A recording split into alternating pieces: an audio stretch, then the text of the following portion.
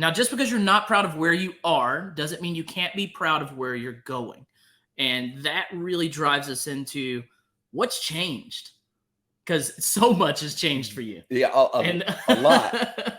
A lot. Lay it on us. Let's hear it. So, and there's a path we got to talk to that gets us into like the big scary things. Cause like, I'm all in on some real estate stuff that I'm doing now. But before that, I would tell you some things that have changed. I wake up at the same time every morning. I have an infant now, so there's a bottle in the middle of there. Yeah. But I'm more intentional. I take time.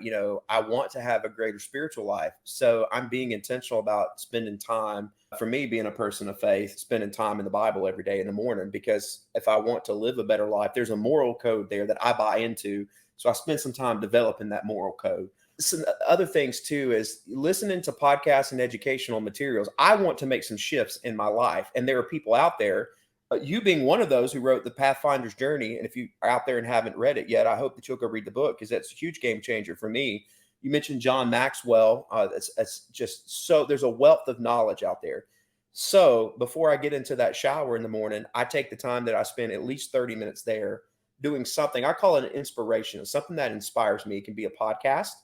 It can be book. It can be whatever. Then I go about my day. And right now, because I'm still teaching, love teaching. And if you're one of my high school students out there listening to this, I love you. He does. He really means that. I love you guys. But I call my car now, the university of my life. And I don't just listen to music anymore. Now I'm riding down the road. I'm listening to something that inspires me, something business related, something that's going to get me to that area of more time. I want to listen to more successful people tell their stories of how they became successful, because it inspires me to be successful. And anyways, here's something else too. Andy Stanley preached a sermon called Guardrails. I loved that sermon. Oh, man. That series was so good. Like for your marriage, yes, as a high school kid, as just a partner in any type of business, as just a person of faith, Guardrails was entirely too helpful to be so free. It was massive. It was so good. And what's crazy is I was re-listening to that sermon about the same time I was coming through Dream Life, and I realized I need to be a better husband. So we have guardrails, my wife and I. Like, there's a certain point where I come home, and now when I come home, I turn off my phone as best I can. But I make time now to hang out with the kids. We're here, the place that we're at. I don't know if you said the city we're at, but we're in Gatlinburg. We're in Gatlinburg. Yep. And spending time with family and making time for those things. Because part of my dream life is that at the end of this life, I don't care about being rich. I care that my kids look back at me and don't just say he's my dad, but he's a person that loved me and he took care of me. He was an important part of my life. He was a day-to-day person there. I got a little baby and I'm 40, and I got to get this little bundle of man to become an adult man somehow and do it in physical health. So I've started paying attention to what I eat and some things like that. And then to answer the final thing, because I realize I'm talking a lot. No, you're good. You talked a lot about have a dream life, think it's bigger, and then invest in yourself. My family was going on mega cruises. I've taken 22 cruises in the last 11 years. That's a lot. That could be a record. It's a lot. But why? I was spending so much of my money and my time, honestly, to get away from my life. And let that sink in. So many Americans, and me being one of those, and if you're out there listening, I need you to know, this isn't judgmental. I've lived 40 years of my life where I was you.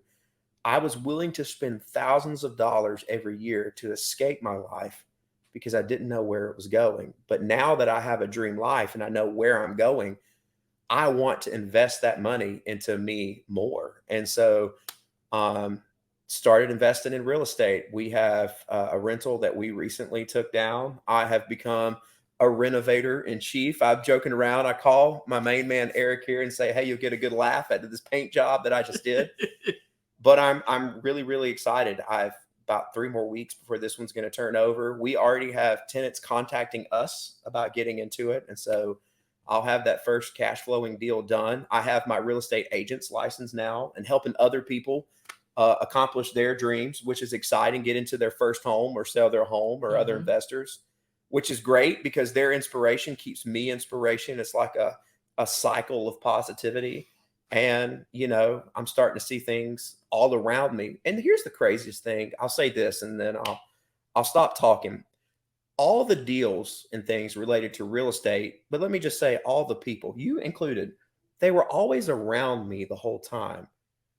Dream Life opened up my eyes. It didn't create a world. It helped me to open up my eyes and see what was always around me. And I wonder, Eric, how many more millions of Americans out there have everything they need right around them, but their eyes just aren't open enough to see it.